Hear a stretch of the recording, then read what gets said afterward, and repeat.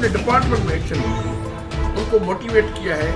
जो नहीं सुधर रहा है उसको एक्शन कर रहे हैं, हम उनको नहीं छोड़ेंगे। जो अगर हमारे कोई बंदा इस किस्म की हरकत कर अभी तक करने के लिए पास नहीं आ रहा, आप पॉइंट आउट करो, बताओ।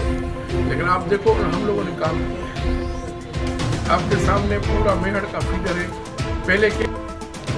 जी नाज़रीन, मां तव्हांखे ॿुधाईंदो वञा त मेयर में सेबको CAO सईद अमन डाव जी हिदायत ते SA दादू, सेबको अब्दुल गफ़ार मक्का, XCN असगर अली सांगी, SDO मेयर कुर्बान बबर, पंहिंजे अमले LS फ़हीम असलम शेख, LS मुश्ताक वीरानी सां गॾु सेबको मेयर ऑफिस में बिजली जे सार्फिन जा मसला हल करण लाइ खुलियल कचहरी कई, जंहिं दौरान सवे सार्फिन शिरकत कई। सेबको अमलदारनि सार्फिन शहरिन जा मसला ॿुधाए सार्फिन जे लखे रुपयनि जा ॻरा बिल दुरुस्त कया ऐं शहरिन जा मसला मौके ते हल कया। उन मौके ते सेबको जे ASA दादू, अब्दुल गफ़ार मक्का, XCN मेयर असगर अली सांगी खुलियल कचहरी खे खिताब कंदे चयो त मुल्क जे ॿियनि शहरनि जा दादू ज़िले जे ॿियनि शहरनि समेत मेयर मां बि बिजली जी लोड शेडिंग मार्च ताईं ख़त्म कई वेंदी। उन सिलसिले में सार्फिन जा मीटर सिक्योर कया पिया वञनि। हिननि चयो त माज़ी में सार्फिन ॾांहुं आयल ग़लति बिलनि जो नोटिस वरितो वियो आहे। उन सिलसिले में खुलचल कचहरी जो सिलसिलो शुरू कयो वियो आहे। हिननि